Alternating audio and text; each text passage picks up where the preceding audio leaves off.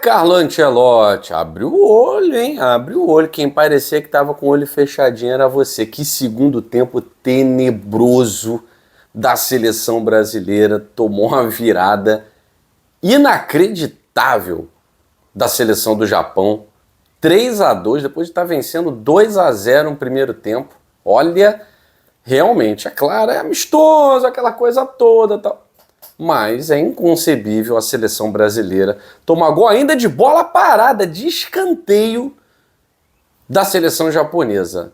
Olha, o Ancelotti deve estar se perguntando onde foi amarrar meu burro, mas abre o olho, meu amigo, porque foi momento de testes, data FIFA é para isso, né? Já está classificado para a Copa do Mundo e tal. Agora, tem jogador que é convocado para a seleção brasileira, tudo bem que a gente não tem uma geração brilhante, é até difícil montar o 11 inicial desse time, né? Porque a gente tem aquela clássica situação que a partir do século XXI começou a se tornar mais marcante, né? Mais gritante, que é o cara que joga muita bola no clube, ganhando uma fortuna e chega na seleção brasileira e ele não quer colocar o pé, né? Ele não quer perder a fortuna que ele ganha no clube por conta de contusão em seleção brasileira. Isso acontece muito mais na seleção brasileira do que em outras seleções que a gente vê uma vontade, uma identificação. Agora, tem jogador que realmente queria muito aproveitar essa oportunidade. Esse jogo contra o Japão, a seleção brasileira estava com uma equipe muito alternativa. Era o momento de jogadores como Hugo Souza, Beraldo, Fabrício Bruno, Paulo Henrique, era jogo para esses caras aproveitarem a oportunidade, agarrarem a oportunidade, né? E não dá para dizer que isso aconteceu, afinal de contas, num jogo em que você perde para o Japão por 3-2, a defesa ela está em xeque. Toda a linha defensiva está em xeque. E tem jogador ali que não tem a menor condição de estar numa seleção brasileira, né? E não é só os jogadores que atuaram hoje, não. Tem jogador que vem sendo convocado que não deveria estar sendo convocado. E aí a gente observa jogadores que já estão no fim de ciclo e mesmo assim o Carlo Ancelotti está dando a última chance, que é o clássico caso do Richarlison, né? É um jogador que mesmo jovem encerrou seu ciclo em seleção brasileira, encerrou seu ciclo jogando em alto nível. Não tem como. Se a seleção brasileira depender do Richarlison para fazer um bom papel na Copa do Mundo, é melhor a gente esquecer, porque isso não vai acontecer. O Richarlison é um atacante que não faz gol na seleção brasileira há muito tempo. Você tem atacante que entra e já marca. É o caso do João Pedro. Não demorou 2, 3 convocações para marcar. É o caso do Igor Jesus, que no primeiro jogo, vestindo a camisa da seleção, já fez gol. Então é uma questão técnica. É uma questão técnica do Richarlison com a seleção brasileira. E a gente vê nessa derrota para o Japão como a geração está enfraquecida. Jogou Vini Júnior, jogou Rodrigo, o Martinelli, que também volta e meia é convocado, o Bruno Guimarães. Então bastou o Ancelotti mexer 1, 2, 3 peças que desmonta completamente o sistema defensivo do Brasil e ofensivamente o Brasil passa a ser um arremedo de time. Tá? Agora, a gente precisa destacar aqui, se por um lado o Paulo Henrique, lateral direito do Vasco, fez um gol e é um jogador com muita força ofensiva, por outro lado, ele esteve numa defesa que levou 3 gols do Japão.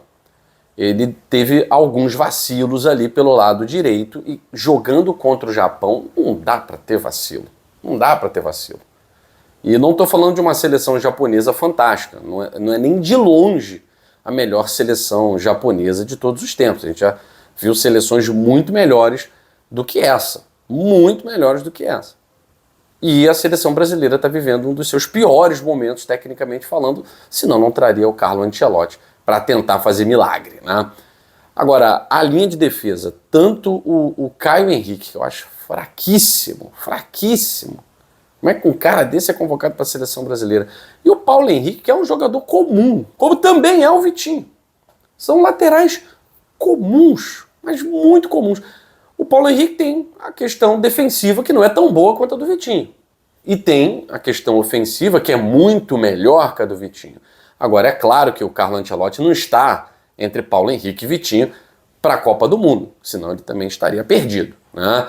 Então é claro que ele conta ainda com a volta dos laterais que vinham sendo convocados, que atuam no futebol europeu e tal. Mas eu vejo Vitinho e Paulo Henrique brigando por uma vaga.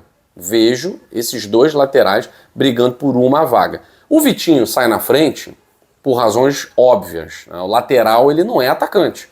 O lateral ele não é ala. O lateral ele não é ponta. Ele não tem que fazer gol. O lateral tem que tornar a defesa sólida. E ainda mais falando de Carlo Ancelotti, que é um treinador reconhecidamente, não vou dizer defensivo, retranqueiro, mas reconhecidamente com uma veia defensiva muito sólida para depois soltar o time para frente. Ele precisa de uma defesa sólida para dar liberdade a alguns jogadores. E o Paulo Henrique, o Fabrício Bruno, o Lucas Beraldo, o Caio Henrique, esses caras não oferecem a segurança. Não dá nem para botar a culpa no Hugo Souza, né? Que eu acho que é um goleiro promissor, mas não oferecem a segurança que uma seleção brasileira precisa. Não tem condição, não tem condição. O primeiro tempo foi bom, mas a partir do momento em que o Brasil foi ameaçado, o Fabrício Bruno ele não é um zagueiro de seleção brasileira. Nunca foi, nunca foi. Está fazendo um bom campeonato com o Cruzeiro, parabéns, mas passa longe de ser um jogador nível seleção brasileira. Hoje errou em quase tudo. Uma partida catastrófica aí do Fabrício Bruno e do Lucas Beraldo, do setor defensivo como um todo, né? Muito ruim. Além do erro na saída de bola, erro na cobertura no segundo gol do Japão da defesa do Brasil, e o terceiro gol parece que não treinaram bola parada. Todo mundo olhando o jogador do Japão cabecear e fazer o terceiro gol. Assim, muita coisa para melhorar. O Ancelotti não tem tempo de dar jeito nisso, não tem tempo. E aquilo não dá para inventar. Se tem um treinador que pode dar jeito nos jogadores que atuam na Europa, é o Ancelotti. Qual era o problema do Dorival Júnior e do Fernando Diniz? Eles não tinham respeito dos jogadores que atuam no Real Madrid, no Barcelona, e não tinham respeito desses caras. Os caras olhavam para ele: quem é esse cara aí? Esse cara é menor do que eu como jogador, sou maior do que ele como treinador. O Carlo Ancelotti não. Todo mundo olha para o Carlo Ancelotti de baixo para cima, e ele olha de cima para baixo para os atletas, para os jogadores. Tá? Então, se tem um cara que pode fazer os jogadores do Brasil que atuam na Europa jogar futebol, é o Carlo Ancelotti. Agora, acho que a fase de testes do Ancelotti ainda deve continuar, tem data FIFA em novembro, mas realmente tem jogador que já encerrou seu ciclo em seleção brasileira, e é o caso do Richarlison. E tem outros que não têm condição de serem convocados.